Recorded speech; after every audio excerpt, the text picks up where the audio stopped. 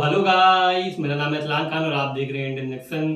तो आज की वीडियो है Bangladesh ask IMF for help. तो अब ये चेक करके मतलब ये तो चल के देखते हैं, तभी पता चल पाएगा कि बांग्लादेश में ऐसी कौन सी प्रॉब्लम आ गई जो वो आईएमएफ के पास चला गया लोन लेने के लिए। लेकिन अब ये तो देख के पता चलेगा। ये प्रशांत धवन सर की वीडियो वर्ल्ड अफेयर की। लेकिन अगर आप लोग उससे पहले नए हो तो चैनल को प्लीज सब्सक्राइब कीजिएगा एंड बेल आइकन को तो जरूर प्रेस कर दीजिएगा ताकि आने वाली नई वीडियो का नोटिफिकेशन आपको सबसे पहले मिले। तो चल के देखते हैं ये वीडियो, फिर करेंगे उस पर बातें। तो let's play. Oh world affair.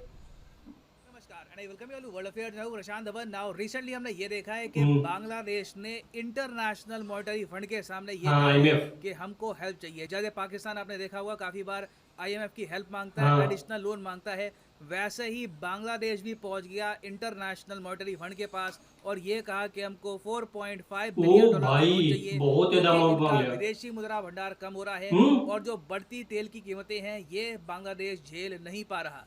और इसी के साथ साथ हम कह सकते हैं कि इंडिया का पूरा जो नेबरहुड है, जो मेन नेबरिंग कंट्रीज हैं, बड़ी कंट्रीज, यहाँ पे बड़ा इकोनॉमिक क्राइसिस चल रहा है। एक्चुअली ओ भाई, बांग्लादेश में क्या मैं हो रहा है कहूँगा साउथ एशिया इकोनॉमिक में? क्राइसिस चल रहा है। पाकिस्तान डिफॉल्ट की कगार पे है, श्रीलंका डिफॉल्ट कर चुका है, हाँ। दिवालिया उन्होंने खुद को घोषित कर दिया है। तो ट्रूली आज के समय मैं कहूँगा कि if you are an Indian you are very lucky, क्योंकि अभी आप एक बिल्कुल। ऐसे कंट्री में हो जो इतने ज़्यादा खराब इकोनॉमिक एनवायरनमेंट में भी इतना अच्छा कर रहा है कि ब्लूमबर्ग की रिपोर्ट कॉन्फिडेंटली कहती है कि इंडिया में रिसेशन के चांसेस 0% है। ओह तो इस वीडियो वाओ, में हम बात करेंगे ये मैंने भी कि सुना था। क्या बांग्लादेश अब इकोनॉमिक संकट में जाने वाला है, इनको आईएमएफ की हेल्प क्यों चाहिए, हाँ, ये इनके पूरा विदेशी आप मुद्रा देखते हैं तभी भंडार पता को चलेगा। हुआ क्या है, इसमें रशिया यूक्रेन वॉर वैसे का क्या बांग्लादेश का एंगल है, ये फॉरेन भी हम रिजर्व काफी डिस्कस ज्यादा करेंगे। था। बहुत कुछ आपको जानने को मिलेगा।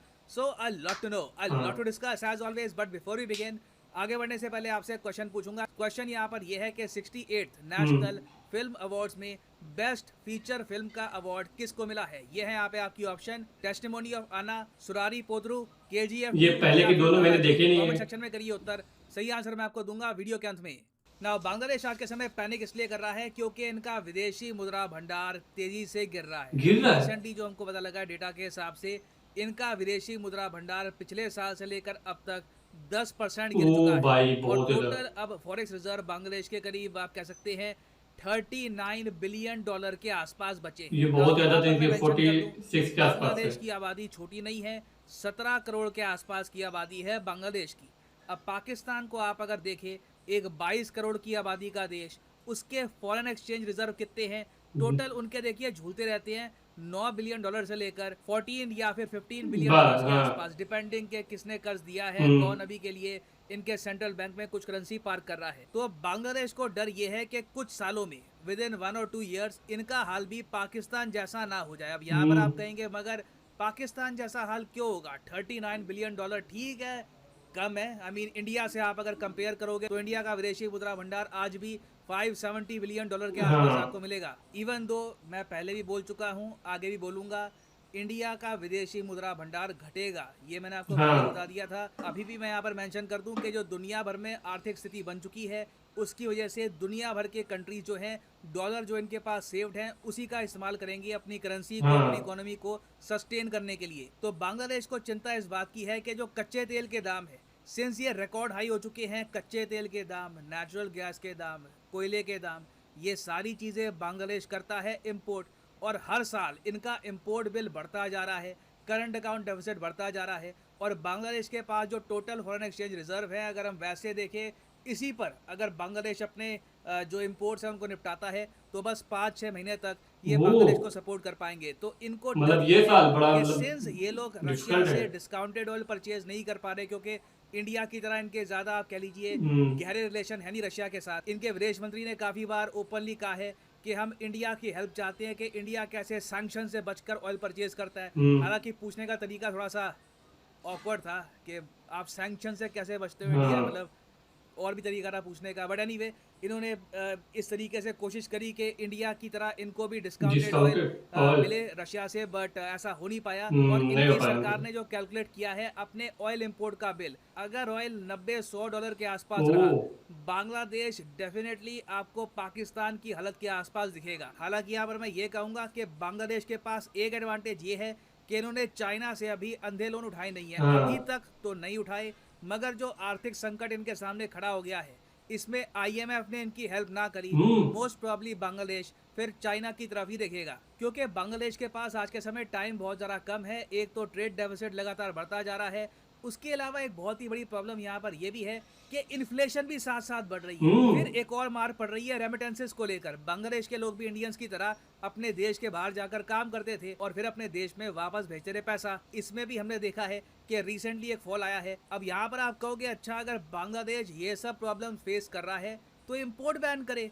तो मैं आपको बता दूं, ऑब्वियसली जो बात हम लोग सोच रहे हैं, बांग्लादेश की जो फाइनेंस मिनिस्ट्री है उन लोगों ने भी सोची होगी। तो हमारे बोलने से पहले ही ना इन्होंने मई और महीने क्या? में ही जो भी फॉरेन टूर है ये बैन कर दिए थे।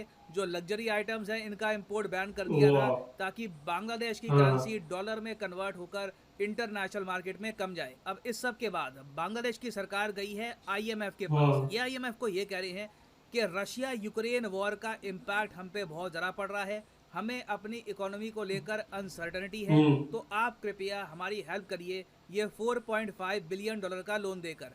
वर्ल्ड बैंक इनको लोन इतना बड़ा देने नहीं वाला, आईएमएफ से ये लोग बहुत ही बड़ा मांग रहे लोन हैं, है यार। जो मेरे हिसाब से आईएमएफ देगा नहीं। हाँ, इसमें इंडिया इंटरवेंशन करता है, यूएस इंटरवेंशन करते हैं तो अलग बात है, उसका मैं कुछ कह नहीं सकता।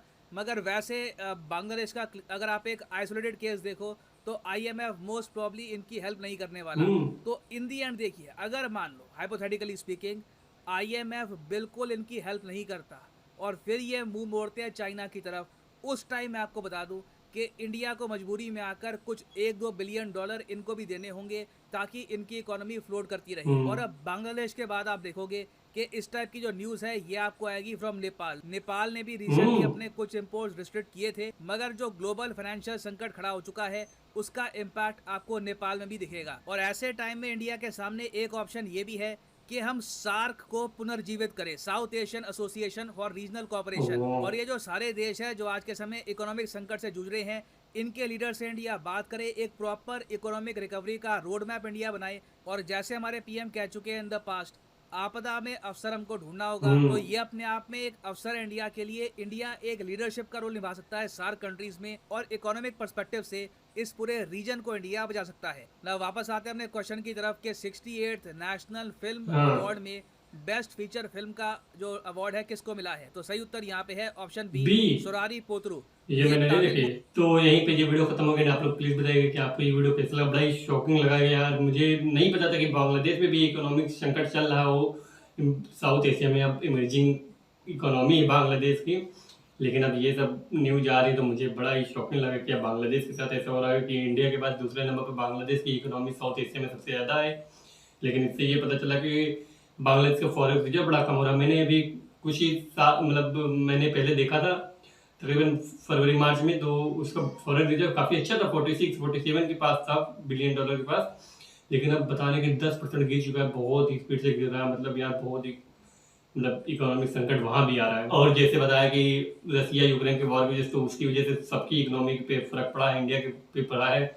यहाँ की भी करेंसी डाउन हो चुकी है, तकरीबन $1 के ऊपर पहुँच चुका है। वैसे बांग्लादेश का भी 94-95 पे पहुँच चुका है, जबकि बांग्लादेश का 85-86 पे डॉलर था। बहुत स्पीड से उसका भी गिर रहा है। इन्फ्लेशन तो हर जगह बढ़ रही है, बांग्लादेश में भी बढ़ रही है, तो इससे इकोनॉमी का भी काफ़ी ज़्यादा नुकसान हो। लेकिन आईएमएफ के पास बांग्लादेश ने रिक्वेस्ट की कि 4.5 बिलियन डॉलर को लोन दे दिया जाए, लेकिन अब पता नहीं, अब अभी तक आईएमएफ ने कुछ बताया नहीं। तो इसका मतलब आईएमएफ तो बहुत ही मुश्किल मतलब है कि जो देगा। लेकिन काफ़ी चीज़ों ने गवर्नमेंट ने भी सोचा कि लग्जरी आइटम को बैन कर देते हैं, अभी नहीं इंपोर्ट करेंगे। और यार मतलब साउथ एशिया में तकरीबन समझ लो इंडिया और ये अभी भूटान का तो अभी कुछ है नहीं, मैंने सुना नहीं, लेकिन इंडिया है जो अभी बचा हुआ है। नहीं तो बाकी सभी तरफ से तो न्यूज आ रही है कि इकोनॉमिक संकट आ चुका है। और सबसे ज़्यादा बांग्लादेश को दिक्कत उस जगह पे जो रेमिटेंस नहीं आ रहा है बांग्लादेश में कोविड के बाद से, जो उसमें भी काफ़ी ज़्यादा गिरावट आई है 5% की। तो ये भी एक गवर्नमेंट के सामने एक समस्या है। लेकिन उम्मीद करते हैं कि बांग्लादेश जल्दी से इस इकोनॉमिक संकट से बाहर निकल जाए। बाकी तो यार आप लोग प्लीज़ बताइए कि आपकी क्या राय है इस वीडियो पे। बाकी तो अगर आप लोग नए हैं तो चैनल को प्लीज़ सब्सक्राइब कर लीजिएगा। तो मिलते हैं नए वीडियो में, तब तक के लिए गुड बाय।